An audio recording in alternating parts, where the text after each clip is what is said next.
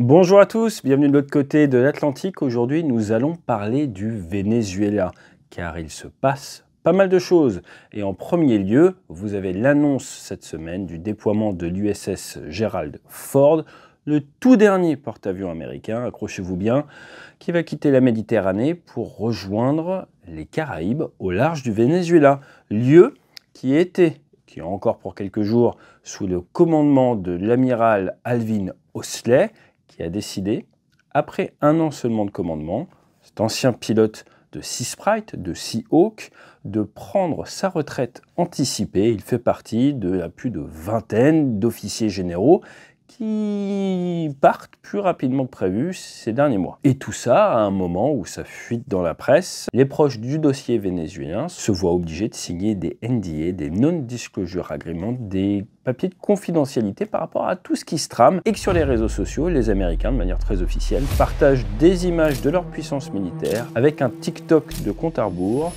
et qu'un sénateur américain dit que s'il était à la place du président Maduro, qui, je vous rappelle, à sa tête mise à prix par les États-Unis depuis plusieurs années pour 50 millions de dollars, eh bien, il devrait fuir vers la Russie ou la Chine. Rajoutez que le président Trump a récemment annoncé qu'il avait autorisé des opérations de la CIA visant à déstabiliser le gouvernement en place, et que c'est sorti cette semaine. Vous avez le pilote officiel du président vénézuélien qui a été approché pendant plusieurs mois pour essayer de le retourner pour qu'il prenne le jet et qu'il aille amener directement, livrer Maduro aux autorités américaines. Ça fait une actualité dense et il ne manquerait plus qu'on rajoute des petits show-off présence de B1 ou de B-52, bref. Pas mal de choses à dire, surtout que l'armée vénézuélienne est équipée de Sukhoi avec des missiles anti-navires de fabrication soviétique, déjà achetés par les Américains, qui ont été testés et qui avaient été à l'époque jugés meilleurs que le matériel occidental. Allez, on parle de tout ça après le petit mot de notre partenaire. À votre avis, quel est le talon d'Achille de la sécurité aéronautique en 2025? La fatigue. La fatigue, c'est notre problème principal. La nuit est tombée, il fait nuit, votre rythme circadien a envie de vous pousser au lit, et pourtant c'est l'heure à laquelle des milliers de pilotes, à l'instant T, sont en train d'aller à l'avion avec leur PNC, avec leur personnel navigant de cabine qui sont également là bien pour votre sécurité. Et tout ce petit monde a passé la journée à se reposer. Notre partenaire aujourd'hui, c'est Ema. Vous les connaissez bien, pourquoi? Eh bien tout simplement parce qu'ils sont là pour essayer de vous offrir une nouvelle façon de dormir. Leur état final recherché, c'est améliorer la qualité de votre sommeil. Et comme ils sont sûrs de leurs produits, ils vont vous proposer de pouvoir tester leurs produits sans aucun risque pendant 100 jours, ou plutôt 100 nuits. Si vous n'aimez pas, vous pouvez renvoyer sans frais. En termes de prise de risque, dans l'armée, on appelle ça... on n'appelle pas. Ça n'existe pas dans l'armée, si peu de prise de risque. Mais ce qui est important de comprendre, c'est que votre sommeil, c'est pas que le matelas, c'est toute la gamme qui va autour. Vous allez avoir l'oreiller, vous allez avoir la couette. En ce moment, ça se rafraîchit un petit peu. Ça va vous offrir un bon maintien, mémoire de forme. Si vous êtes à côté d'une personne qui bouge beaucoup, eh bien ça va également isoler ses mouvements. Je vous cache pas que ça m'aide pas mal. Et vous avez par exemple le matelas original 2 que UFC Que Choisir a défini comme étant le meilleur choix, avec 22 cm d'épaisseur, 2 couches en mousse, 3 zones ergonomiques. Tout ça pour vous permettre de vous réveiller dans un meilleur état aux commandes de votre propre aéronef. Le produit de l'année 2025, c'est l'oreiller nuage Elite. Forcément, j'adore le terme, j'en ai un. Et le produit de l'année 2025, c'est le Lee Select, qui est super facile à installer et qui a un design épuré et intemporel. Vous avez de la couette Ema, vous avez la couette lestée. Alors attention, elle fait 7 kg sur la version 150 x 200. Du coup, si vous dormez dehors et qu'il y a beaucoup de vent, elle bouge pas. Mais surtout, en fait, c'était une blague, hein, elle est là pour stimuler par pression profonde. Ça vous endort au sens premier. Ça vous permet un sommeil écrasant. Je vous cache pas que pour avoir très mal dormi pendant plusieurs années sur le porte-avions, j'aimerais bien qu'il y ait une bonne collab entre la Marine nationale et Ema. Peut-être qu'il y a des fourriers, peut-être qu'il y a des commissaires qui regardent cette vidéo. En tout cas, si vous avez cette possibilité de pouvoir choisir votre literie, profitez du Black Friday 2025. Il y a jusqu'à moins 50% sur le site ema.fr. C'est du 30 octobre au 1er décembre. Autant dire, faut pas traîner. Et avec mon code, vous allez pouvoir avoir 10% supplémentaires sur tous les produits en promotion jusqu'au 1er décembre 2025. Pour rappel, avec Ema, vous avez 10 ans de garantie, c'est livraison et retour gratuit, c'est 100 nuits d'essai, donc zéro prise de risque. Ça s'adapte à absolument toutes les morphologies et vous pouvez payer en 3 ou 4 fois sans frais. Alors n'hésitez pas, cliquez sur le lien juste en dessous. Vous serez en meilleure forme, plus d'énergie. Et moi j'aime bien comparer notre énergie personnelle au niveau de fuel dans le carburant. Croyez-moi, on ne peut pas avoir trop de carburant en soute. Il faut optimiser son sommeil. Et d'ailleurs, je vais éteindre ce spot de lumière dans ma figure parce que sinon je serai moins en forme demain. Allez, jingle.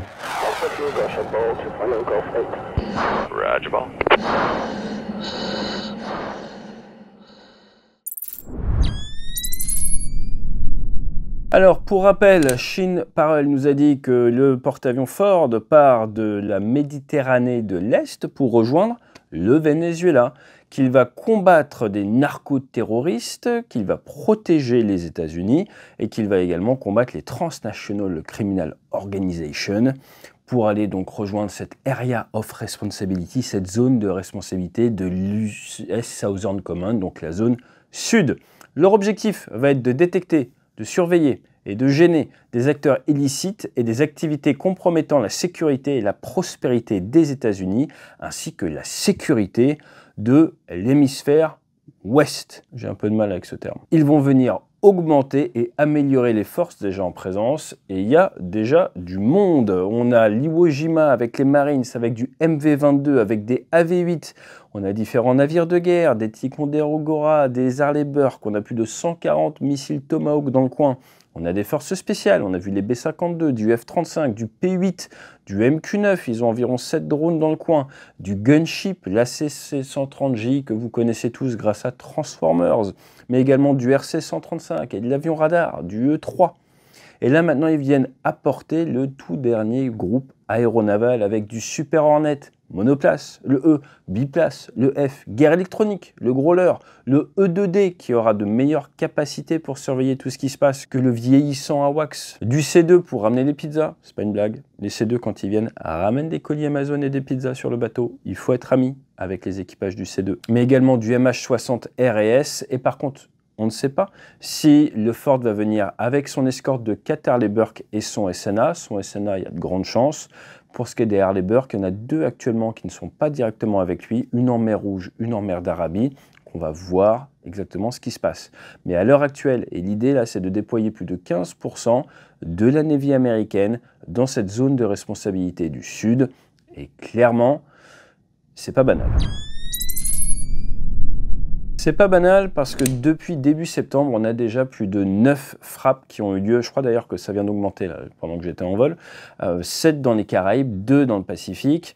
Frappes qui ont eu lieu contre des navires, contre également des sous-marins, qu'ils soient en déplacement ou à l'arrêt. Mais surtout, ce qui a attiré l'œil des observateurs ces derniers jours, ce sont les shows of présence ou des B1, des B-52 accompagnés de F-35. Donc ce qu'il faut noter, c'est qu'ils gardent leur transpondeur allumé de manière à ce que la Terre entière voit qu'ils sont là. Il y a donc une volonté de se montrer, si ce n'est d'attirer. Maintenant, petit point intéressant, regardons par exemple ce vol de B1B qui décolle de Dayes, avec du côté de MacDill et des KC-135 qui décollent parce qu'il faut ravitailler des avions de combat ou des avions bombardiers. On a call sign Barb 2122. Et là, qu'est-ce que l'on voit? On voit qu'ils font des petites passes à 80 km des côtes, mais, accrochez-vous bien, parce que ça n'a pas vraiment fait la une des journaux, ils se sont fumés, comme on dit, la zone, les eaux territoriales vénézuéliennes autour des îles de Los Testigos, où il y a une station des gardes-côtes sur Isla Iguana. 9 km 6 d'après lettrage, donc on est bien en deçà des eaux territoriales. Donc il faut le dire, dès que d'autres pays rentrent dans des eaux territoriales, on a tendance à le dire, maintenant on est clairement sur une passe d'attaque, sur quelque chose d'agressif qui pénètre de plus de 10 km des eaux territoriales par rapport à une île. Donc c'est intéressant de voir des fois comment l'actualité peut être traité de manière différente en fonction des protagonistes. C'était le 23 octobre dernier. Toujours est-il, du côté du gouvernement vénézuélien, ils ont annoncé qu'ils avaient plus de 5000 systèmes solaires, des Igla-S, ils auront au moins 1500 missiles qui fonctionnent, mais ça, si vous montez un petit peu, ils ne vont pas faire très peur à des avions de combat américains, il faut être franc. Ils auraient par contre d'autres systèmes comme des S-300, mais encore une fois, quand on voit l'armada américaine qui est en train de se préparer au large, il y a volonté de la part des Américains, ils commencent à le dire à demi-mot, peut-être d'aller frapper directement dans le territoire. Ça va être extrêmement compliqué pour les Vénézuéliens de se défendre. Mais forcément, tout ça, ça nous fait penser au golfe de Sirte. Pourquoi? Eh bien parce que quand on envoie du B1, du B-52 au large, et qu'on sait, on en a déjà parlé, que les Vénézuéliens ont du F-16, ont du Sukhoi 30, eh bien ça rappelle comment les Américains avaient joué au chat et à la souris avec l'armée de Kadhafi. Rappelez-vous en 81, en 86, en 89, 19 août 81, 2 Sukhoi 22 contre 2 F-14 et à 115 km au large de la Libye, à l'intérieur du golfe de Sirte, Kadhafi avait décidé qu'il y avait une ligne de mort en 73 et pour assurer le droit international à l'époque, eh bien les Américains avaient décidé d'aller là-bas et de permettre à n'importe quel navire de passer dans le golfe en respect des conventions internationales sans être embêtés par les Libyens qui réclamaient ces eaux comme étant leurs eaux territoriales. Donc ça a amené à plusieurs échanges violents, en 81, de Sukhoi 22, en 89, de MiG-23. On en a 64 km au nord de Tobruk. C'est la patrouille des F-14 Cossack Gypsy qui a abattu les 2 MiG-23. Les pilotes se sont éjectés. On n'a jamais su s'ils avaient pris un taxi pour Tobruk après ou s'ils étaient morts en mer. Et en 86, on a eu Prairie Fire avec quand même 72 décès, des navires coulés avec des escarmouches très fortes. Pourquoi je vous dis ça? Parce qu'on a déjà vu dans l'histoire militaire des affrontements comme ça sous format d'escarmouches au large. Maintenant, dans le cadre du golfe de Sirte, il y avait volonté de faire respecter le droit international. Pour ce qui est de ce qui se passe actuellement au large du Venezuela, c'est intéressant de voir les réactions des alliés, des Américains et de l'ONU si ça monte en tension. Alors, je vous rappelle quand même que dans le mandat annoncé, ils vont lutter contre le narcoterrorisme. Alors, vous êtes militaire américain, vous devez gérer cette mise en place du fort qui n'est pas encore arrivé, ça prend une bonne semaine. Comment est-ce que vous réfléchissez? En 1, quelle est la temporalité, la timeline? Après, en 2, c'est quoi le task, l'objectif? C'est quoi l'intention du commandement? Et tout ça va être avec un niveau de risque autorisé pour vos propres troupes. Je vous rappelle que les Américains perdent quand même pas mal d'avions en ce moment, donc il y a un niveau de risque à prendre en compte. Ensuite, quelle est la cible? Donc si par exemple ils veulent aller taper à l'intérieur du pays, il va falloir réfléchir à quelles sont les cibles, il faut faire du renseignement en amont. Après, derrière, quelle est la menace? On a parlé des IGLA, donc on va éviter la basse altitude, du S-300. Il va donc falloir faire des packages, des groupes, avec de la guerre électronique, avec de la suppression de la défense aérienne ennemie. Et donc, ça risque de ressembler à ce qu'on appelle des COMAO, des gros vols, avec beaucoup d'avions pour se protéger les uns les autres, avec des avions omni-rôles, mais chacun spécifique, ce jour-là, pour cette mission-là, dans un rôle particulier. Protection aérienne, ouverture de l'espace aérien d'un point de vue guerre électronique. Et donc il y en a qui vont aller brouiller les systèmes de défense aérienne, d'autres qui vont les engager, d'autres qui vont nettoyer l'espace aérien, s'assurer que d'un point de vue des F-16, d'un point de vue des Sukhoi 30, ils ne soient pas facteurs, soit ils sont tenus à distance, soit ils sont détruits au sol, soit eh bien, ils sont abattus s'ils se rapprochent. Et après, vous avez les assets, comme on dit, les atouts d'attaque au sol qui vont tirer leurs missiles, que probablement à distance et avec du GPS dans une zone comme ça. Après, donc, on réfléchit à tout ça, mais la grosse menace, là, si vous êtes le chef de la marine américaine, ça va être eh bien, les missiles anti-surface. Alors, pour rappel, l'aviation nationale vénézuélienne a commencé avec des avions français, du Farman, du Caudron G3, G4. On a entendu parler quand 2 F-16 ont abattu 2 OV-10 et un T-27 lors de révoltes dans le pays. Et en juillet 2016, parce qu'ils avaient un embargo vis-à-vis du matériel américain, ils avaient du mal à entretenir leur F-16, ils ont décidé d'acheter 24 Sukhoi 30 des MKV. Donc M, c'est la version modernisée, K, c'est la version commerciale, et V pour Venezuela. Ils ont reçu entre 2006 et 2008. Je vous rappelle que des Sukhoi 30, il y en a plus de 630 qui ont été fabriqués. En France, tout le monde a en mémoire le crash en 99 du Bourget. Et leur spécificité, eux, c'est de pouvoir emporter le KH-31 qu'on appelle l'AS-17 Krypton, cher à Batman. L'avantage de ce missile, c'est qu'il a un statoréacteur. Donc initialement, vous avez une propulsion classique. Ensuite, derrière, ce moteur va tomber. Vous allez passer en mode statoréacteur. Et son objectif, eh bien, c'est d'être anti-navire. Vous avez deux grands types de guidage pour le KH-31. Le P ou le A. Le P, c'est pour faire, comme les AGM-88, en gros, vous remontez un radar, vous allez taper. Alors, ça peut être utile contre un bateau qui a le radar allumé, mais là, on ne sait pas s'ils en ont. Ce qu'on sait, c'est qu'ils ont du A. On les a vus sur des photos. On voit deux KH-31A, donc anti-navire, au Venezuela. Ce qu'il faut savoir, ce que l'on sait sur cette machine, c'est qu'il y a différentes versions qui existent du KH-31. On ne sait pas exactement quelle version ils ont, en source ouverte. Dans la version de base, si vous montez à haute altitude, par exemple au niveau 330, que vous êtes subsonique, Mach 0,9, en source ouverte, on vous dit eh bien, que vous allez devoir ouvrir le feu à une trentaine de nautiques de la cible. Le missile va initialement accélérer avec son propergol solide jusqu'à Mach 1,8, va éjecter le moteur comme on a dit, le stato va prendre la suite, soit il va monter vers la haute altitude, vers le niveau 530, accélérer vers du Mach 3,5, soit il va descendre vers les 5 mètres sol, prendre une vitesse de l'ordre de Mach 1,8 et sur la fin faire des manœuvres terminales à 15 G. Ça c'est ce que l'on sait en source ouverte. Pourquoi est-ce qu'on a beaucoup d'informations en source ouverte sur ce missile? Accrochez-vous bien, parce que l'US Navy en a acheté. Et c'est devenu le MA-31. Boeing en a récupéré. Donc le MA-31, en fait, c'est en 1995, McDonnell Douglas, qui a fait une collaboration avec Sveda Strela, qui s'est rendu compte qu'il était plus efficace que le Sea Snake. Et entre 1996 et 2003, ils ont fait 13 tirs depuis des F-4 Phantom II. Il y a eu 3 tirs qui ont été des échecs, 2 à cause de problèmes d'alimentation. Donc un missile ne marche pas forcément à tous les coups, un à cause de la cible.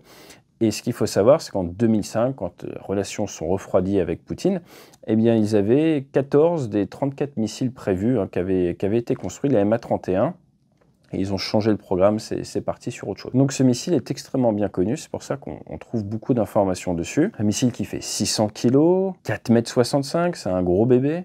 Il a une faible surface éclairante radar et les Américains avaient dit qu'ils avaient été très impressionnés par ses capacités. Maintenant, on ne va pas se mentir, les Vénézuéliens doivent pas en avoir énormément, mais surtout la problématique, c'est ça. Alors, on trouve différentes informations sur la version de base. Voilà, ça vous dit qu'il faut se rapprocher à 50 km pour pouvoir tirer. Et à plus de 15 km, le temps que le missile marche et que son autodirecteur s'ouvre. Sur les versions plus modernes, version AD, là par contre on serait sur des tirs possibles à 120-160 km.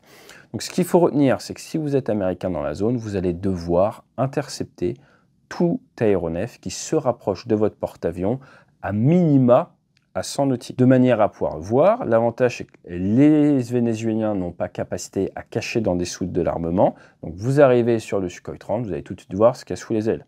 S'il y a 2 missiles KH-31, il ne faut pas qu'ils se rapprochent. Et c'est là où ça va être intéressant. On en revient toujours aux règles d'engagement. Maintenant, pour rappel, en septembre, on a appris qu'il y avait 2 F-16 qui avaient fait la verticale armée d'un navire américain. Les Vénézuéliens n'ont pas beaucoup de marine, ils ont une frégate opérationnelle de type Almirante Binón, ça date des années 80, ils ont 8 missiles air-mer dessus qui peuvent porter à 177 km, qui sont subsoniques. Ils ont également des AB-212 avec du Sea Killer, mais il faut être à 10 km. Donc en fait, la menace principale que les Vénézuéliens ont pour gêner les Américains, ça va être ce Sukhoi 30 couplé avec du KH-31, ce qui va forcer le porte-avions à rester quand même un petit peu au large, à bouger, car le plus difficile quand vous voulez faire de l'assaut mer, c'est savoir où se trouve la menace. Maintenant, on a également l'ouragan Melissa qui est passé, qui a redistribué un peu les cartes, qui a forcé certains navires à bouger. Vous avez une Harley Burke, l'USS Gravely, qui quand même, c'est pas banal, a décidé de s'arrêter à Port d'Espagne, à Trinité et Tobago, à 40 km seulement du Venezuela. Tout ça, quand le sénateur Rick Scott, on le disait tout à l'heure, disait que Maduro ferait bien de partir. Donc on voit qu'il y a une vraie montée, un vrai chaud dans la région. Alors je ne suis pas là pour vous parler du droit international, mais ça fait quand même beaucoup de débat aux États-Unis, toutes ces histoires. Et pendant tout ça, on a des images qui viennent de sortir de F-16 vénézuéliens qui ont intercepté un Cessna 310, qui l'ont forcé à se poser et qui l'ont détruit au canon, au sol. Écoutez cette passe canon.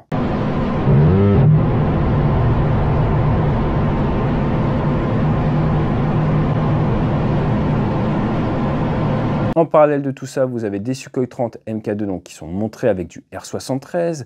Le R-73 qui est l'équivalent du Sidewinder, qui est un missile infrarouge courte portée, pas être très dangereux, il faut vraiment faire du combat rapproché pour pouvoir le tirer. R-27ER, donc là on a des versions ER et ET qui sont montrées. Là on est vraiment sur la vieille génération de missiles, il ne faut pas trop en avoir peur si vous êtes sur Super Hornet, faux F-Rang.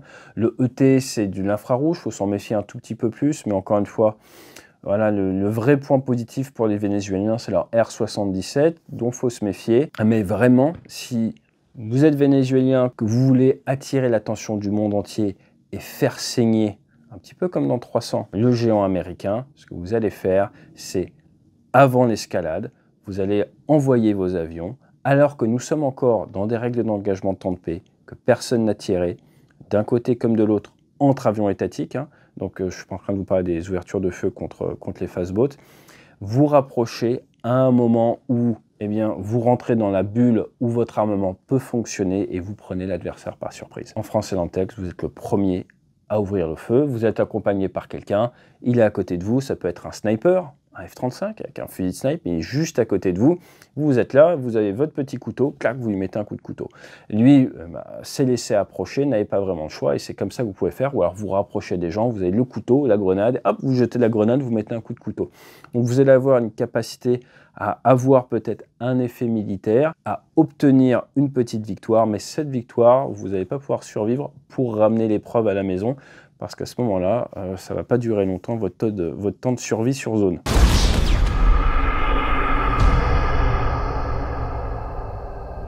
Le rapport de force d'un point de vue technologique entre les deux nations est assez énorme.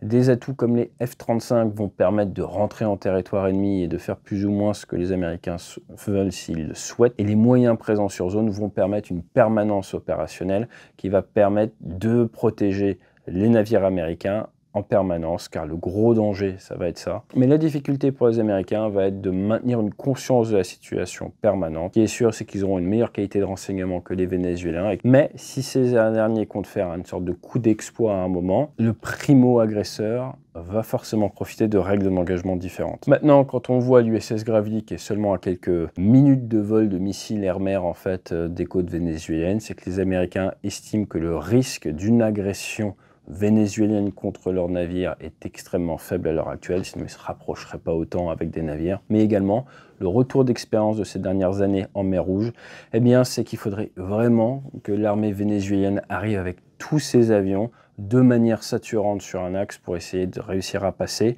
car il y a énormément de systèmes sur ces navires américains pour se protéger, pour intercepter, et on a vu que les Américains ont collecté énormément de retours d'expérience, ont pu affiner leur système et sont extrêmement bons dans l'interception désormais, eh bien, de missiles de croisière ou autres. Le rapport de force est donc énormément en faveur des Américains. Néanmoins, cela n'empêche pas les pertes. On l'a vu en mer Rouge, on le voit régulièrement, ne serait-ce que par accidentologie classique ou alors par friendly fire. On en a vu également de la part des Américains. La situation au large du Venezuela est donc à surveiller. Maintenant, la vocation même d'un porte-avions, c'est de la diplomatie. Quand vous amenez un groupe aéronaval au large d'un pays, généralement, c'est pour l'amener à discuter et exercer une pression sur lui. Maintenant, discuter de quoi? Il est quand même intéressant de voir que des fastboats continue de passer malgré l'attrition. S'il y a une seule chose dont nous sommes certains dans ce dossier, c'est qu'il y a les informations disponibles en source ouverte et qu'il y a toutes celles qui ne sont pas révélées au grand public. Et il faut donc accepter de n'avoir qu'une compréhension et une vision parcellaire de ce qui se passe dans cette zone du monde. En tout cas, on va continuer à surveiller et d'ici là, fly safe.